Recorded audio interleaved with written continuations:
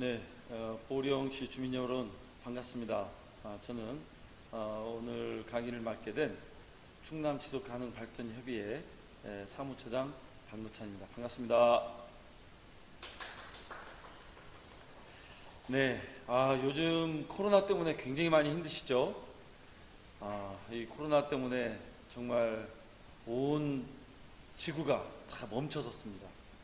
정말 많이 힘들고 어려운 때인데 힘들 내시고 오늘 강의를 함께 좀 준비를 해보겠습니다. 요즘 코로나 때문에 많이들 힘들어하는 것 같아서 오늘 그 강의의 주제를 포스트 코로나와 함께 지속가능 발전을 어떻게 우리가 만들어 나갈 것인가 라고 하는 고민을 좀 하기 위해서 포스트 코로나19와 지속가능 발전이라고 하는 주제로 오늘 강의를 한번 해볼 수 있도록 하겠습니다. 포스트 코로나 시대에 우리가 정말 많은 고민들을 하게 됩니다. 이 코로나가 사실은 지금 개인의 건강, 개인의 문제를 뛰어넘어서 사회의 문제, 국가의 문제, 또 우리 인류의 문제로 다가서고 있고 온 인류가 지금 많이 힘들어하고 있잖아요. 그래서 이 코로나가 정말 인류에게 어떤 메시지를 주는 건지, 또 코로나 시대를 말해서 우리가 어떤 마음으로 살아가야 될 건지 라고 하는 우리 모두의 성찰, 우리 모두의 고민들이 굉장히 필요한 시점일 것 같습니다. 정말 이 코로나가 지금의 문제이기도 하지만 우리가 앞으로 언제 끝날지에 대한 걱정들을 많이 하고 있잖아요. 사실 보면은 그동안의 우리 인류의 역사에 바이러스는 늘 함께 했습니다. 바이러스가 14세기에 정말 유럽의 3분의 1을 정말 죽음으로 몰게 한 그 흑사병이 14세기에 발생이 됐는데요. 그 이후에 19세기 때 우리가 이제 콜레라라고 하는 이름으로 우리가 또 인류에 굉장히 위기들이 닥쳐오죠. 아마 그 사이가 5세기 정도의 기간이 걸쳤고 그 이후에 스페인 독감이라든지 여러 가지의 바이러스로 인한 문제들이 있었지만 사실은 거의 10년 내외의 텀을 가지고 이렇게 바이러스들이 창궐했습니다. 그런데 정말 우리가 더 곤혹스러운 것은 최근에 2003년 중국에서 발생한 사스를 시작해서 저희들이 메르스라든지 아니면 신종플루라든지 오늘날 이렇게 문제가 되고 있는 코로나까지 무려 5번의 바이러스가 창궐할 정도의 바이러스 이 창궐 주기가 굉장히 짧아지고 있는 거죠. 이런 그 짧아지고 있는 이만큼의 그 시간들, 위기들이 앞으로 또 어떤 이름으로 우리에게 다가올 거냐라고 하는 그런 우리들의 그 절박한 문제들이 있는 겁니다. 이런 문제에서 다행인 것은 우리가 환경에 대한 문제, 인류의 지속 가능을 어떻게 우리가 구현해 나갈 건지에 대한 성찰과 고민을 하게 됐다는 것이 저는 나름대로 의미가 있다고 생각이 드는데요. 그런 의미에서 오늘 우리가 포스트 코로나 시대에서 지속 가능이라고 하는 문제를 또 지속 가능이 무엇인지, 또 지속 가능 발전을 위해서 우리가 무엇을 해야 되는지, 또 우리 지역사회가 어떻게 해야 되는지 이런 것들을 한번 살펴볼 수 있도록 하겠습니다. 제가 그 영상을 하나 보여드릴 텐데요. 기후위기, 또 환경의 위기가 우리 미래에 어떻게 다가오고 어떤 문제들을 갖고 오는지에 대해서 저는 한번 이 영상이 굉장히 의미가 있는 것 같습니다. 이게 이제 유럽 안의 이야기, 유럽 안의 문제이지만 이 문제가 또 우리의 문제이기도 하기 때문에 우리의 문제로 좀 상정하고 여러분들이 한번 영상을 좀 잘 살펴봤으면 좋겠고요. 사실 우리가 이번에 코로나 문제에서 가장 또 하나의 심각했던 문제는 어려운 사람, 또 지역사회에 소외된 사람들이 이 위기를 더 많이 겪게 되고 가장 먼저 겪게 된다는 문제가 있습니다. 노동의 문제에서도 마찬가지인데 이런 부분에서 노동자들이 사실은 가장 이 기후 위기에서 먼저 이런 문제를 고민한다는 것이 굉장히 또 색다르게 우리가 좀 바라봐야 될 관점일 것 같습니다. 그래서 이 문제를 영상을 한번 보시면서 기후 위기에 대한 좀 공감을 한번 갖는 시간을 가져볼 수 있도록 하겠습니다. 네, 자, 이 영상 한번 보시죠. Climate change is the biggest threat facing humanity, and workers are at the front line. From a farmer in Spain to a miner in Poland, climate change affects us all. We are all on the same train. We know changes are needed to tackle climate change, but how can this be done in a way that's fair to all of us and doesn't threaten workers' rights and quality jobs? The climate change train left its platform in the 18th century with the Industrial Revolution. We didn't even realize it had departed from the station, but the fumes that have built our modern lives have been steadily increasing the Earth's temperature, and now payback time is beginning. If we carry on increasing the Earth's temperature above 2 degrees, we multiply the consequences we are already suffering.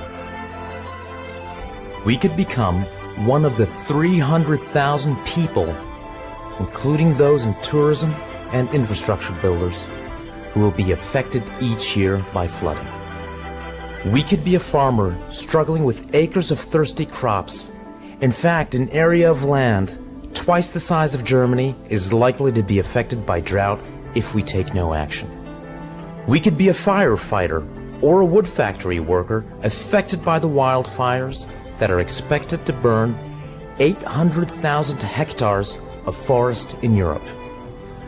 Or we could become one of the over 100,000 people, including port workers, traffic wardens, or aquaculture workers, who will meet early deaths each year due to respiratory diseases, heat stroke, or waterborne diseases.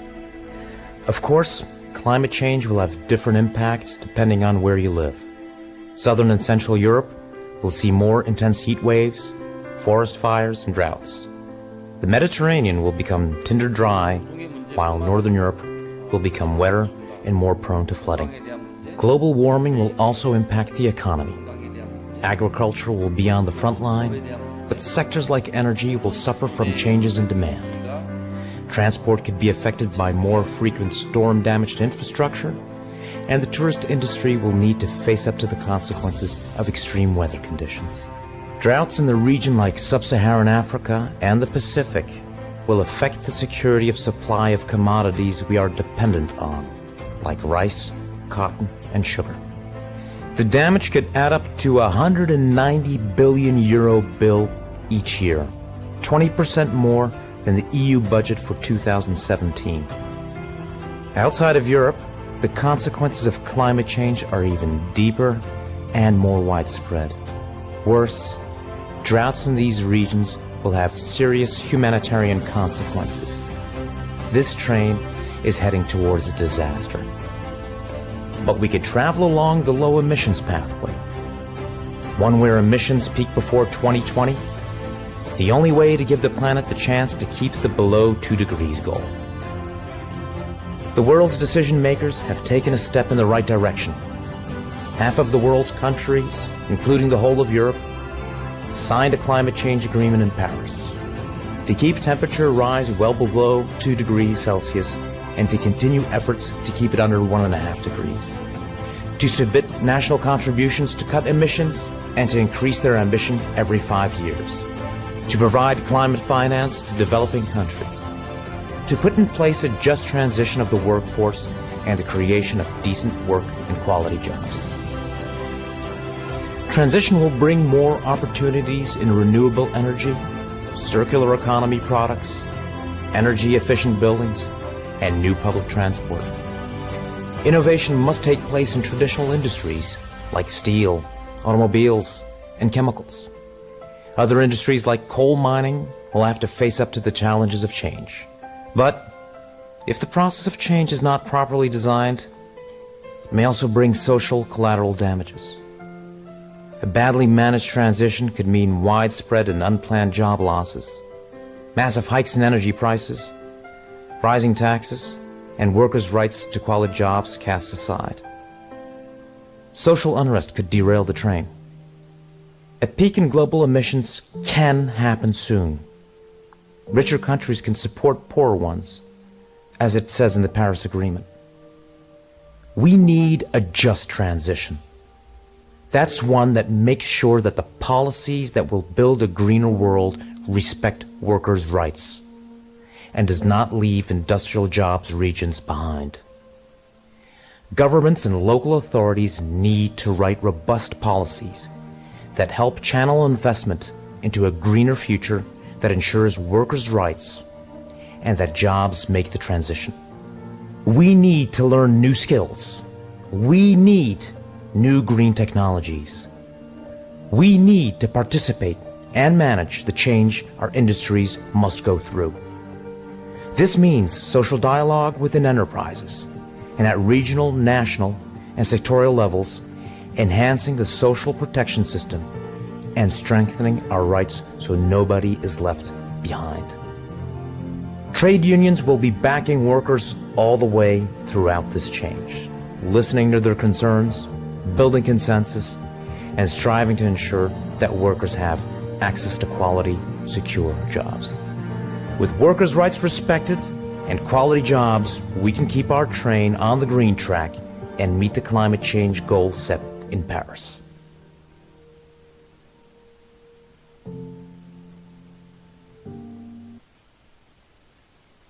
네, 잘 보셨나요? 사실 유럽은 이 기후위기에 대한 심각성을 사실은 어느 곳보다 더 일찍 느끼고 대처해 나가기 위한 준비를 하고 있습니다. 정부의 정책뿐만 아니고 심지어 이렇게 정의로운 에너지 전환과 또 그런 과정에서 가장 더 심각한 위기와 피해를 겪을 수밖에 없는 노동자들이 오히려 본인들의 기득권을 지키려고 하기보다 오히려 모두의 생존을 위해서 노동자들이 먼저 고민하고 준비해야 된다라고 하는 이런 함께 기후위기에 대한 고민들을 하고 있는 모습이 굉장히 저는 색다르게 봤습니다. 하물며 우리 아시아 또 우리 대한민국이 이런 기후위기에 대해서 얼마만큼 고민하고 준비하고 있는지 우리가 또 한번 좀 되돌아보아야 될 필요성도 있지 않나 싶은 생각이 들었습니다. 자, 어찌됐든 이 코로나19가 과연 우리 인류에게 던지는 메시지는 뭐냐, 이 부분에 대해서 우리가 한번 정말 깊이 생각해 보아야 될 거라고 생각합니다. 이 코로나19는 사실은 생물의 다양성을 해치는 우리 인간들의 활동 때문이라고 먼저 문제 제기를 하고 있는데요. 생물의 다양성을 해치는 활동, 인간의 활동, 사실 그동안 우리 인간들은 인류의 생존이라고 하는 이유로 굉장히 많은 생물의 다양성들을 해쳐왔습니다. 바나나 밭을 면적을 넓히기 위해서 커피를 즐기는 사람들에게 어떤 그런 즐거움을 제공한다는 이유로, 인간의 어떤 편리를 이유로 우리는 굉장히 많은 그 지구상에서의 생물 다양성을 많이 정말 해치면서 우리는 활동해 왔죠. 그것뿐만 아니라 우리는 자원 착취, 우리가 도시 건설을 한다든지 아니면 수렵이나 농경 생활을 한다는 이유로 인간 중심의 이 자원 착취 행위 때문에 더 이상 야생동물들이 갈 곳을 잃고 오히려 인간의 사회로 와서 먹이를 구하는 활동을 할 수밖에 없는 그런 상황까지 지금 내몰리고 있는 상황입니다. 그러다 보니까 이제는 많은 학자들이 6차 대멸종기에 진입하게 됐다. 우리가 지금까지 쥐라기 백악기 시대의 공룡의 멸종이 5차 대멸종기였는데요. 그 이후에 다가오는 6차 대멸종기는 바로 우리 인류의 멸종을 이야기합니다. 이렇게 이제는 이런 행위들이 지속되어 왔고 이런 행위들이 앞으로 조금만 더 간다면 인류는 6차 대멸종기에서 벗어나지 못할 거라고 하는 분명한 경고들을 지금 주고 있습니다. 그래서 사실 이러한 그 문제들은 어떤 개인의 지적이 아니고 호주와 또 미국의 연구진들이 이 코로나의 원인을 분석한 논문입니다. 그래서 그 영국의 생물학 학술지 왕립회부에 게재된 논문인데요. 그래서 이 코로나19는 생태계 파괴의 문제, 또 인간의 생명 위협의 문제와 직결된다라고 이렇게 문제 제기를 하고 있는 거죠.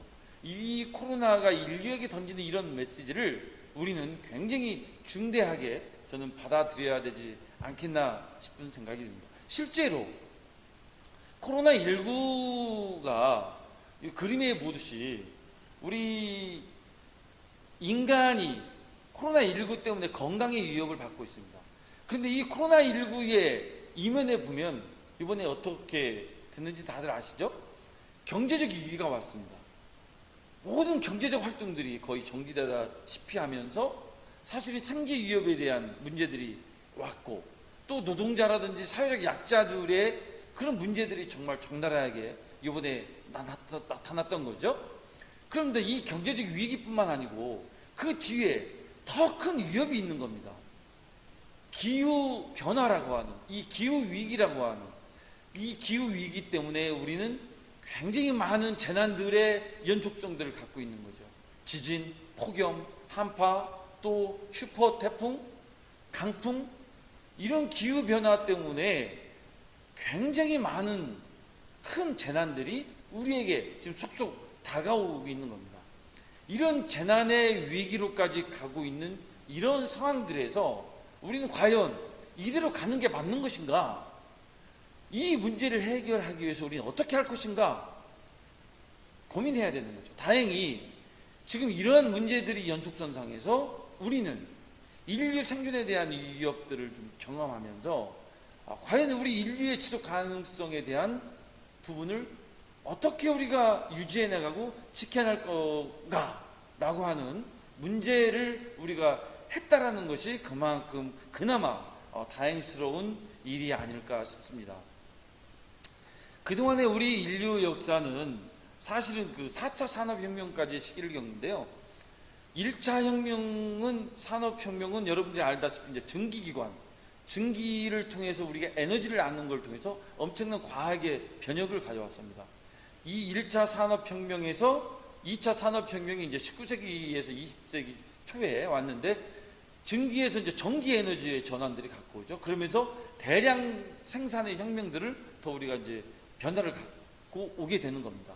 그리고 나서 이제 우리가 20세기 후반에 정보화라고 하는 인터넷 기반의 지식정보 혁명을 우리가 경험하게 되는 거죠. 그리고 나서 이제는 오늘날 제4차 산업혁명이라고 하는 포노사피엔스라고 하는 그런 그 별칭이 붙을 만큼의 정보의 다양화, 또 접근성, 이런 것들을 우리가 정말 그 엄청난 변화를 갖고 오는 4차 산업혁명까지 이렇게 다가오고 있습니다. 실제로 이 과정에서 보면 1차 산업혁명까지는 인류는 1억 명 내외의 인구수를 기록을 했습니다. 그렇지만 1차 산업혁명 위의 과학의 발달과 함께 사실은 우리가 굉장히 건강이라든지 의료의 어떤 변화들을 우리가 혜택들을 받으면서 인구수가 70억 명에 이르는 기하급수적인 인구수까지 우리가 차지할 만큼의 이렇게 그 발전을 가져왔습니다.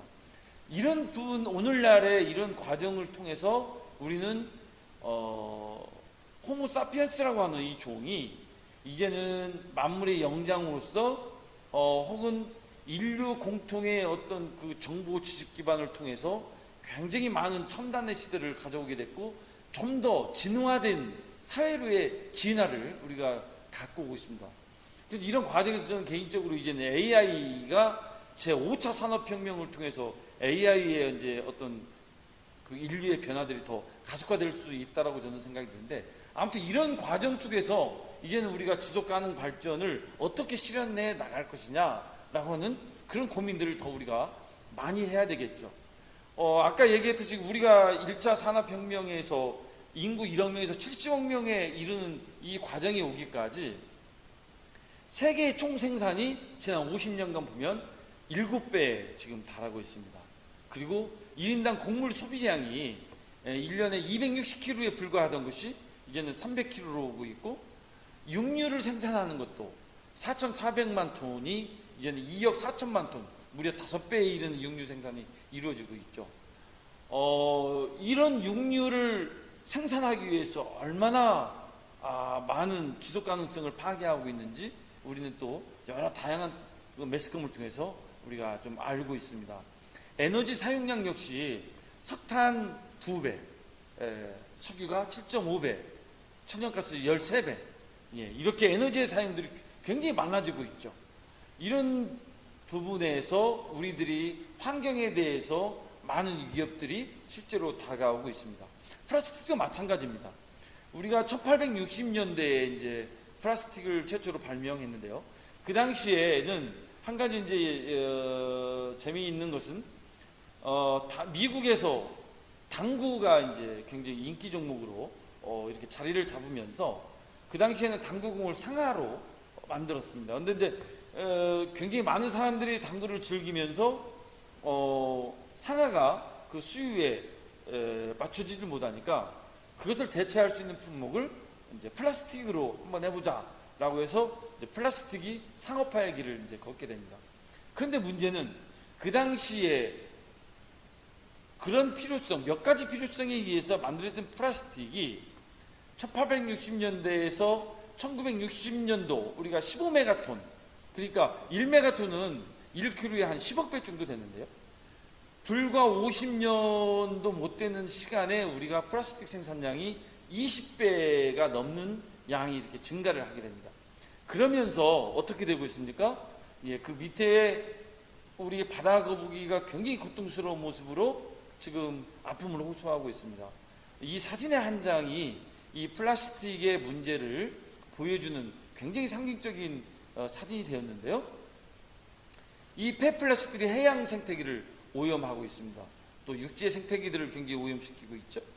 자, 이런 것들이 단순히 바다거북이나 다른 인간 외의 문제에서만 발생되는 게 아니고 사실 이런 문제들이 미세 플라스틱이 바다로 유출되고 또 그것을 플랑크톤이 또 먹고 또 그 미세 플라스틱을 플랑크톤이 먹는 것을 또 물고기가 먹고 결국 그 물고기를 우리 인간들이 식탁 위에서 또 먹게 되는 이런 악순환들이 거쳐오면서 우리들의 위협을 하는 요소로 지금 굉장히 자리 잡고 있는 거죠.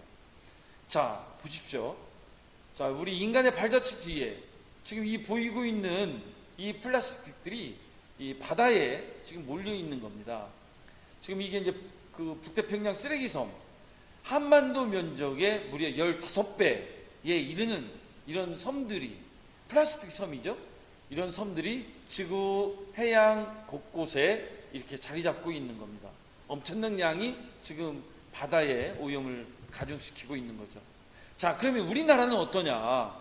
우리나라는 지금 비닐봉지 사용량이 세계 1위입니다. 한국에서 420개, 그리고 그리스가 250개. 그 다음에 플라스틱 소비량이 지금 우리가 1인당 플라스틱 소비량이요. 한국이 98.2kg, 미국이 97.7kg.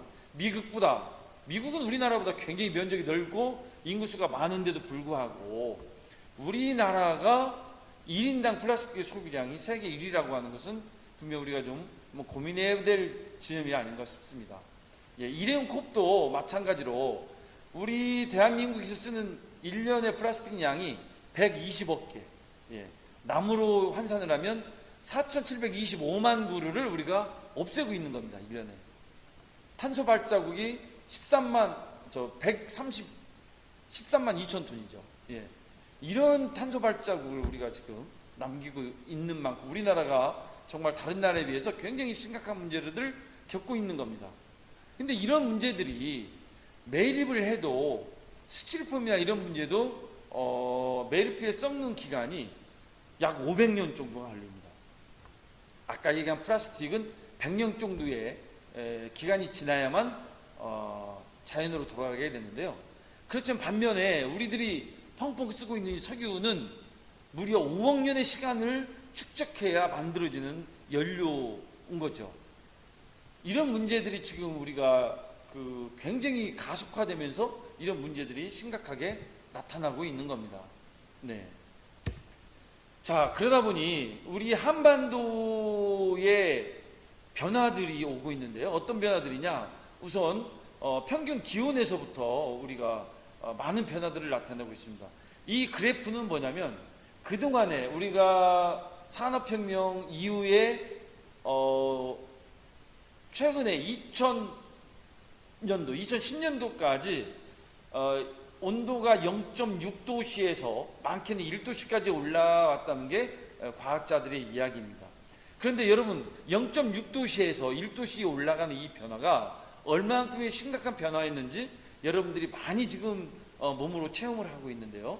자, 지금 우리 보령시 같은 경우에는 바다를 통해서 우리의 경제가 굉장히 많이 기반을 하고 있는데 이 0.6도씨의 변화가 우리 보령시 앞바다에 엄청난 변화들을 가져오고 있고 해양 지도를 변화시키고 있습니다.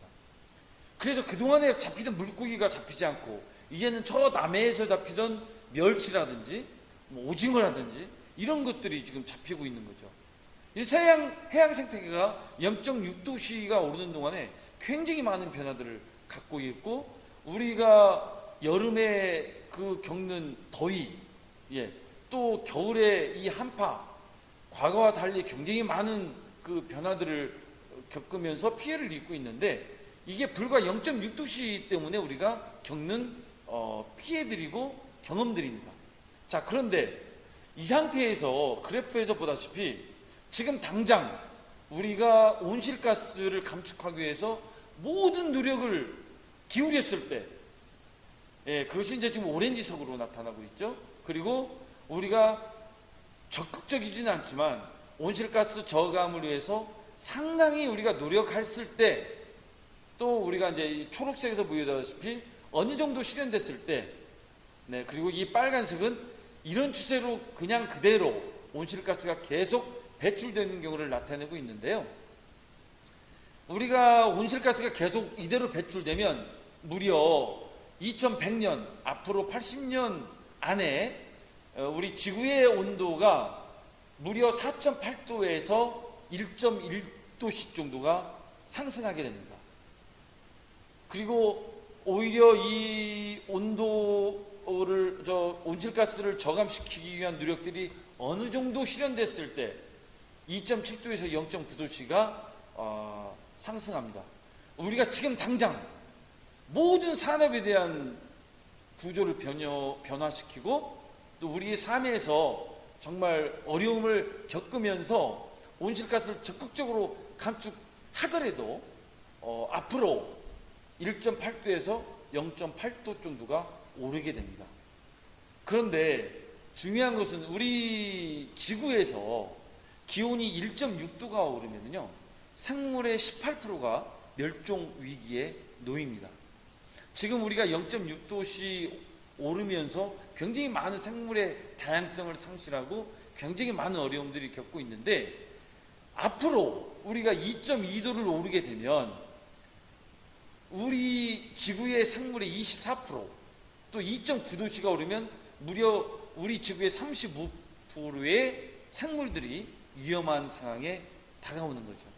그런데 우리 인류가 20%에 넘는 생물의 다양성을 잃게 되면요, 인류의 생존은 굉장히 심각한 위기에 직면하게 됩니다.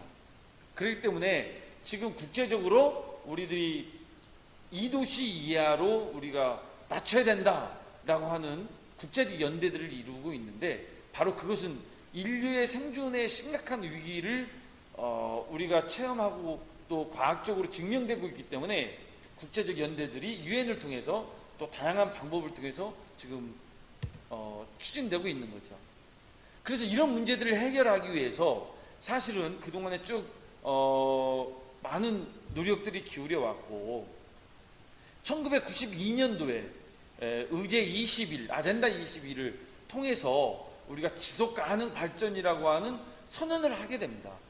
이 리우 선언이라고 하는데요. 이 리우 선언을 통해서 지속 가능한 개발을 천명하게 되는 거죠.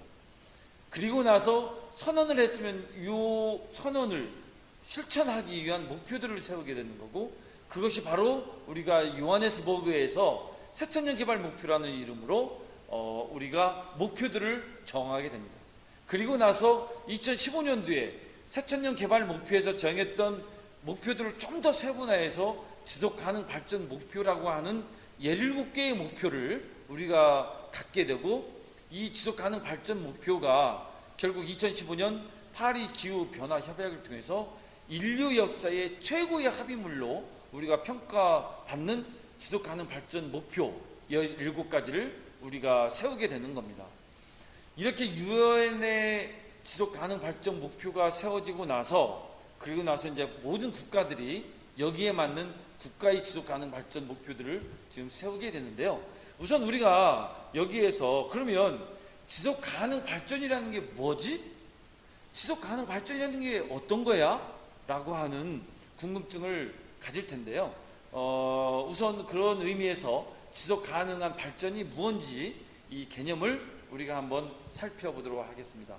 간단하게 얘기하면 지금 그림처럼 지속가능한 발전이라고 하는 것은 원금을 보존하고, 우리가 은행에 돈을 넣으면 이자가 발생하잖아요. 그러면 그 이자를 가지고 우리가 살아가는데 조금의 불편함이 있지만 이 이자를 통해서 우리가 살아가면 원금이 남게 되는 거죠. 예. 그래서 옆에 그림을 보는 것처럼 우리 지구가 에너지를 통해서 그 에너지를 통해서 나오는 그런 그 다양한 이익을 통해서 그 한도 내에서 우리가 좀 인류가 살아가 보자 라고 하는 게 이제 지속가능 발전인 거고, 지속 불가능한 발전은 그럼 뭐냐? 그것은 우리가 은행에 원금을 넣고 이자만 쓰는 게 아니고 원금까지 쓰는 겁니다. 예. 그러면 우리가 좀 더 많은 돈을 쓸 수 있는 거죠. 하지만 어떻습니까? 좀 더 쓸 수도 있지만 이 원금은 조금씩 갉아져 먹고 결국은 원금은 증발하는 거죠. 결국 우리 지구라고 하는 이 원금이 언젠가는 조금씩 우리가 이 원금을 갉았으면서 지구라고 하는 게 무너지는 거고 인류의 삶이 무너지는 겁니다. 그래서 이 지속 가능한 발전은 우리가 이자를 통해서 우리가 좀 살아가는 것처럼 우리 지구라고 하는 이 원금을 보존하는 내에서 우리가 개발하고 또 우리의 삶을 좀 지속시켜 나가자라고 하는 게 지속 가능한 발전이라는 거죠.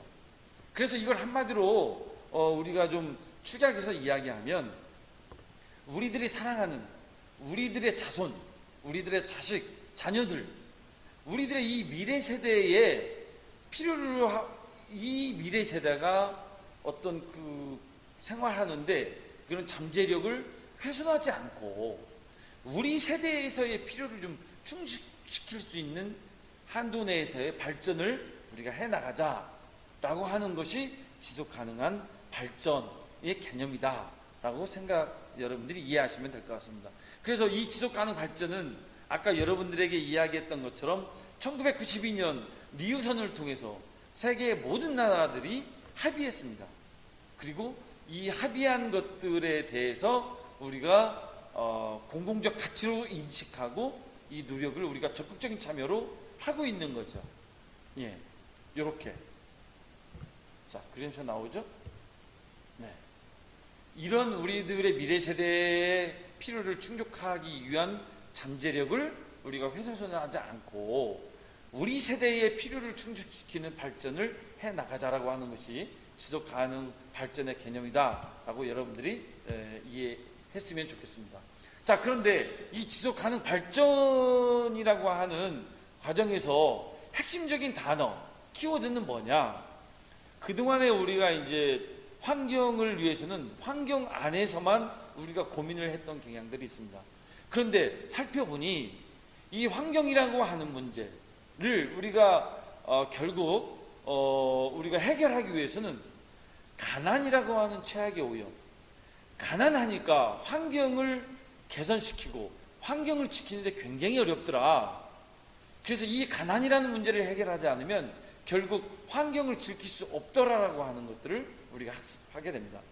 그래서 1972년 스톡홀름 인간 환경회의를 통해서 가난이 최악의 오염이다 라고 하는 것들을 우리가 선언하게 되죠. 그래서 이 지속가능 발전이라는 관련의 핵심의 문제, 지속가능 발전의 첫 번째 문제가 기아, 가난, 빈곤의 문제로 우리가 지적을 하고 있습니다. 그리고 1972년 로마 클럽에서 성장의 한계라고 하는 보고서를 이야기했는데요. 이대로 우리가 성장의 한계, 앞으로 100년 안에 이렇게 가다가는 성장은 멈출 수밖에 없고 우리는 무너지게 된다라고 하는 이 심각성을 제기하게 됐고, 또 이런 성장의 한계와 가난의 문제, 지속 가능 발전을 하기 위해서는 우리가 참여를 통해서 해결해야 된다. 정부의 문제 혹은 어떤 특정인들의 문제로 지속 가능 발전을 해결할 수 없는 거고, 결국은 우리 인류 모두의 참여를 통해서, 관심과 노력을 통해서 지속 가능한 사회로 나갈 수 있다라고 하는 이 참여가 핵심 키워드로 나오고 있고요. 그 핵심 중에 가장 중요한 핵심은 또 우리가 생태라고 하는 겁니다. 생태적 지속 가능성, 생태적 지속 가능성을 중심으로 한 참여, 생태적 지속 가능성을 중심으로 기반으로 한 성장이라고 하는 이 생태라고 하는 키워드가 있는 거죠. 그래서 이제는 이러한 지속 가능 발전이라고 하는 문제는 이제는 우리에게 선택이 아닌 필수다라고 하는 것이 우리들이 갖고 가야 될 관점이 아닌가 싶습니다. 자, 제가 그 그림을 하나 좀 보여드렸는데요. 지속 가능한 발전의 접근 방식, 지금까지 제가 설명했던 내용들인데, 자, 우리는 사회, 경제, 환경 분야를 크게 큰 세 개의 카테고리로 남겨 우리가 개념을 갖고 이야기하면, 경제는 효율성, 성장을 중심으로 이야기합니다. 사회는 빈곤의 문제, 또 문화와 유산에 대한 문제, 고난에 대한 문제, 이런 것들이 사회를 주축으로 하고 있는 하나의 주제입니다. 환경은 생물의 다양성의 문제, 자연 환경에 대한 문제, 이런 것들을 이야기를 하죠. 자, 각자의 이런 영역들이 있는데, 이런 영역들을 정말 함께 어우러지게 할 수 있는 공통분모들이 있는 거죠. 그 공통분모, 경제와 사회에서는 지역 간의 형평성, 균형 발전에 대한 문제죠. 고용평등의 문제, 이런 것들이 문제가 나오게 됩니다. 그리고 경제와 환경에서는 평가에 대한 문제, 자, 경제를 우리가 성장시켜 나가는데 환경에 대한 미치는 영향들이 어떤 거냐, 이런 어떤 충돌의 문제들이 있죠. 이런 충돌의 문제들을 어떻게 공통분모를 만들어낼 거냐라고 하는 것들이 있습니다. 사회와 환경에 대한 문제에서는 아까 이야기한 세대의 형평성, 우리 세대 외에 다음 세대도 이렇게 갈 수 있는 거냐, 다음 세대에서도 이렇게 형평성을 가져갈 수 있는 거냐, 또 대중적 참여를 어떻게 끌어낼 수 있는 거냐, 이런 공통분모에 대한 문제들이 있는 겁니다. 그러면 이 공통분모 안에서의 또 핵심에 대한 문제는 결국은 지속 가능에 대한 문제인 거죠. 지속 가능에 대한 발전을 중심으로 경제에 대한 문제, 사회에 대한 문제, 환경에 대한 문제들을 함께 풀어내자라고 하는 것이 바로 지속 가능 발전에 대한 문제라고 여러분들이 이해를 하시면 될 것 같습니다. 자, 그래서 지속 가능한 사회를 만드는 데는 결국 아까 이야기한 생태의 위기, 경제의 위기, 공동체의 위기가 오면, 우선 이 생태의 위기는 기후변화의 문제라든지 아니면 에너지의 위기, 또 식량이나 물 부족에 대한 문제들이 생태의 위기로 오는 거죠. 경제의 위기는 뭔가요? 경제 불황에 대한 문제, 또 사회 양극화에 대한 문제, 일자리 부족에 대한 문제, 우리들이 겪고 있는 문제들 아니겠어요? 이런 경제적 위기들에 대한 문제가 경제의 위기에 대한 문제입니다.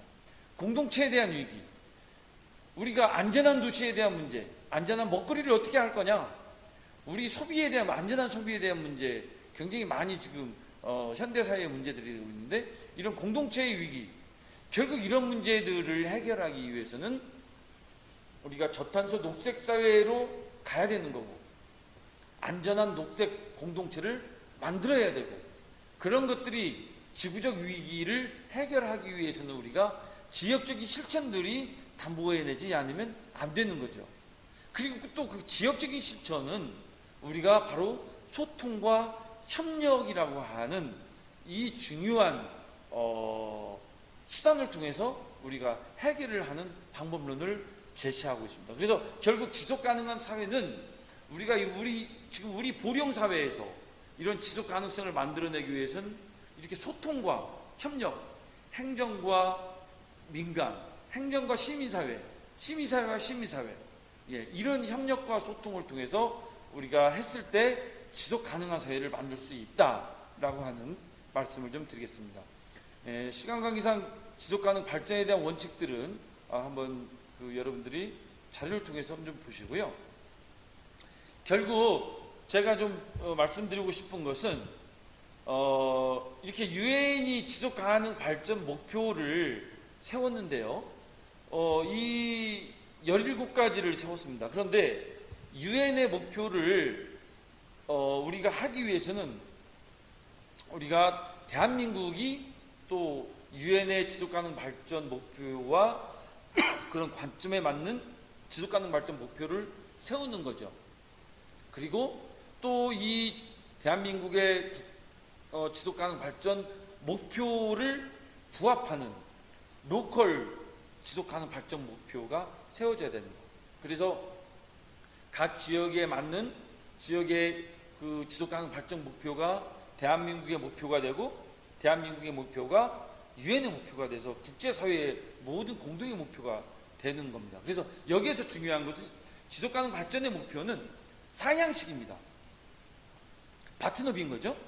그래서 우리 보령 지역사회 안에서 또 우리 충남이라고 하는 이 로컬을 통해서 지속가능 발전 목표에 대한 분명 목표를 만들고 시민사회가 소통하고 협력하고 하면서 만들어내고 그것이 결국 대한민국의 목표로 또 유엔의 목표로 국제사회의 목표로 가는 이 버튼업을 통해서 우리가 이행 방향을 가야 된다는 것이 굉장히 중요한 하나의 그 이행 방향이라고 보면 되겠습니다.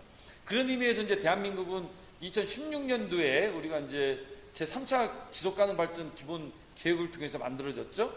그리고 나서 우리가 이제 하나의 특징은 대한민국의 그 지속가능 발전 목표는 유엔의 목표와 약간의 차이는 있습니다. 그 방향을 유지하되 대한민국이 갖고 있는 어려움과 고민들이 있는 거죠. 가령 빈곤의 문제, 기아의 문제 같은 경우에 이제 우리나라 같은 경우에는 지금 다른 그 아프리카나 이런 나라와 다르게 어느 정도 절대 빈곤의 인구는 굉장히 아주 무의미할 정도로 수치가 낮기 때문에 이런 문제보다는 우리가 우리 대한민국의 그 지속 가능을 이루기 위한 목표를 특징을 좀 만들고 있습니다. 그 어떤 거냐면요. 가령 우리나라는 지금 저출산 고령화, 지금 저출산이 정말 우리 OECD 국가 1위라고 할 정도로 많은 문제들을 갖고 있는데 이런 문제들이 지속가능 발전에서 우리 대한민국이 갖고 있는 특징이기 때문에 이 저출산 고령화에 대한 문제를 우리가 해결해서 고민해야 된다라고 하는 거고 하나는 양극화에 대한 문제입니다. 소득 양극화가 빈익분 부익부 현상이 굉장히 급격하게 격차가 벌어지고 있으면서 이런 문제들을 우리가 어떻게 해결할 거냐라고 하는 고민들이 대한민국 지속가능 발전 목표의 특징이고요. 미세먼지에 대한 문제가 또 심각합니다. 지금 아마 우리가 OECD 회원국 중에 두 번째로 우리가 나쁜 수준인데 그것은 우리 국내의 문제 또 중국으로부터의 중국발 미세먼지도 있겠지만 지리적인 문제도 있겠지만 이런 미세먼지들을 우리가 어떻게 해결할 거냐라고 하는 문제들이 있고요. 아까 이야기한 플라스틱 쓰레기에 대한 문제 심각하죠. 이런 문제. 특히나 우리나라는 우리가 국제적으로 가장 유일한 분단 국가입니다. 남북 간의 군사 충돌이 대한민국의 지속 가능성을 해치는 가장 큰 문제이죠. 어떻게 남북 간의 군사 충돌을 막고 평화를 유지할 거냐라고 하는 이런 문제들이 우리 대한민국의 지속 가능에 대한 특징입니다. 그리고 경제 저성장, 우리나라가 지금 굉장히 이제 뭐 1%대에 대한 문제까지도 이야기가 나올 정도로 저성장이 이루어지고 있는데 저성장을 통해서 나타나는 여러 가지 문제들이 나올 수 있기 때문에 이 저성장을 어떻게 우리가 극복할 거냐라고 하는 문제 또 거기에 또 구체적으로 들어가면 청년 실업의 문제가 있습니다. 이런 문제, 경제적인 지속 가능성을 해치지 않고 유지하기 위해서 경제 저성장에 대한 문제, 청년의 실업들을 이 17개 지속 가능 발전 목표에 담은 것이 우리나라의 지속 가능 발전 목표의 특징이라고 볼 수 있습니다. 그래서 이제 이런 대한민국의 특징들이 있는데, 이런 특징에 맞게 또 지역의 특징들이 있는 거죠. 지구 차원에서 생각하고 우리가 지역의 특징들을 맞춰서 지역에서 실천할 수 있는 그런 방법들을 우리가 고민하고 있는데, 이 지속가능 발전 목표의 가장 중요한 부분에서 여러분들이 기억해야 될 것은 전 지구적으로 생각하고 지역에서 실천하자라고 하는 캐치프레이즈입니다. Think globally, act locally라고 하는 이 부분이야말로 지속가능 발전을 이루는 우리 지역 활동가들의 가장 중요한 주제이기도 하고, 우리 여러분들이 함께 해야 될 저는 슬로건이라고 생각합니다. 지구 차원에서 생각하고 지방 차원에서, 지역 차원에서 우리들이 행동했을 때 지속 가능 발전이 우리가 이뤄낼 수 있다는 것이죠. 그래서 대한민국의 지속 가능성을 우리가 이뤄내기 위해서는 지역에서의 지속 가능 목표를 수립하고 이행하는 게 굉장히 중요한데요. 우리 지역은 그런 의미에서 어떻게 이 지속 가능 발전을 위해서 과정을 밟아나갈 거냐라고 하는 것이 중요한 우리들의 고민일 것 같습니다. 우리 보령이 지금 지속 가능 발전 목표가 아마 세워져 있지 않을 것 같은데요. 조금 빠른 시일 내에 여러분들이 고민해서 우리 보령의 지속 가능 발전 목표를 수립해야 됩니다. 그 지속 가능 발전 목표를 수립하기 위해서는 행정단이 혼자 고민하는 게 아니고 우리 보령시의 시민들이 함께 참여해서 지역의 과제를 발굴하고 그 과제들을 함께 토론해서 중요한 아젠더로 정리해 나가는 이 과정이 굉장히 중요합니다. 그래서 여러분들이 보령의 고민, 보령 지역사회의 지속 가능성을 저해하는 문제, 또 지속 가능 발전을 위해서 보강해야 될 문제, 키워야 될 문제들이 뭔지를 여러분들이 행정과 함께 고민해 내는 것이 저는 1차적으로 중요한 거고요. 그런 목표들이 수립이 되면 이제는 어떻게 이행해 나갈 거냐라고 하는 부분들을 함께 또 여러분들이 고민해야 됩니다. 그리고 그 이행 과정에서 제도적으로 우리들이 제도적으로 어떻게 이것을 보강해낼 거냐, 이 제도적으로 이것이 완결되어 있지 않으면 사실은 지속성을 가질 수가 없기 때문에 우리가 조례 제정을 통해서 지역사회의 지속성, 연속성을 만들어내가는 것이 굉장히 중요하다. 그래서 그런 조례 제정들을 저희들이 법적으로 근거들을 좀 갖추는 나가고, 그 다음에 우리가 이제는 거버넌스를 해야 됩니다. 우리가 이제 오늘 이 대학을 중심으로 지금 하고 있는 우리 보령시 지속가능발전 협의회가 있습니다. 이 지속가능발전 협의회가 바로 이런 문제에 해결할 수 있는 굉장히 중요한 플랫폼이기 때문에 우리 보령시 지속가능발전 협의회와 또 여러분들과 행정과 또 기업과 시민사회가 함께 거버넌스를 만들어서 민관협력을 통해서 우리 보령시의 지속가능 발전이 가능할 수 있도록 만들고, 그 이행 과정을 통해서 이제는 우리가 점검해야 됩니다. 그래서 모니터링하고 이런 목표들이 잘 진행되고 있는지, 그리고 이런 문제들이 목표가 과연 지역사회 문제를 해결하는데 맞는지, 그래서 그런 것들이 아니다라고 했을 때는 여러분들이 그런 목표와 지표들을 변경하면서 그 시대적 흐름에 맞는 그런 의제들을 여러분들이 만들어내야 됩니다. 그런 과정을 통해서 우리 보령시의 지속 가능 발전이 저는 가능하고, 충당과 대한민국과 또 나아가서는 우리 국제사회의 문제들이 변화되고 만들어질 수 있다고 보는 거고요. 한 가지 여러분들에게 강조하고 싶은 것은, 아까 제가 거버넌스를 얘기했는데 이 지속 가능 발전에서의 거버넌스는 굉장히 중요한 핵심입니다. 그래서 이 거버넌스를 위해서는 여러분들이 정말 그 다양한 관계, 수평적 관계를 통해서 행정과 시민사회와 우리 주민들이 협력적인, 수평적인 협력, 자발적인 협력들을 통해서 우리 보령시의 사회 문제를 해결해 나갈 수 있도록 좀 해줬으면 좋겠다라고 하는 당부를 좀 드리고 싶고요. 실제로 지속가능 발전 목표에서 17개 목표가 있는데 하나에서 16개까지는 그 하나하나의 그 과제들이지만 17번 마지막은 협력입니다. 협력을 통해서 이 16가지의 문제들을 해결할 수 있기 때문에 그만큼 하나의 그 과제로 목표로 별도로 넣었다라고 할 정도로 여러분들이 이 거버넌스 협력 관계를 좀 중요시하게 생각을 했으면 좋겠습니다. 네, 그래서 이렇게 여러분들이 그 보령시 지속가능발전 협의회를 중심으로 시민과 기업과 행정이 로컬 지속가능발전 목표를 이행해서 대한민국과 유엔의 지속가능발전 목표가 이루어졌으면 좋겠고, 여러분 개인 또 이 지속가능발전 목표를 위해서 몇 가지 생각해야 될 게 있습니다. 과연 우리는 이런 목표들을 위해서 어떻게 실천하기 위해서 어떤 일들을 할까? 예, 우리 지속가능발전 목표를 위해서 필요한 것들이 뭘까? 내 주변에서 할 수 있는 일은 뭘까? 이런 것들을 여러분들이 이웃과 함께 또 여러분들의 관계망을 통해서 함께 고민해 나갔으면 좋겠습니다. 제가 마지막으로 이 지구, 아름다운 지구죠. 이 지구에 한 가지 글귀를 넣었습니다. 레이첼 카슨이 침묵의 봄에서 언급한 건데요. 우리를 둘러싸고 있는 우주가 주는 놀라운 경이감, 그리고 그 우주가 처한 현실에 대해서 관심을 좀 더 분명히 기울인다면 이 파괴에 대한 인간의 의욕은 더욱더 사라지고 말 것이다 라고 하는 문구인데요. 여러분들이 이 아름다운 지구를 살리기 위해서 나부터, 우리부터 솔선수범하고 함께하는 마음을 좀 해줬으면 하는 당부의 말씀으로 말씀을 마치는 걸로 하겠습니다. 예, 고맙습니다. 수고하셨습니다.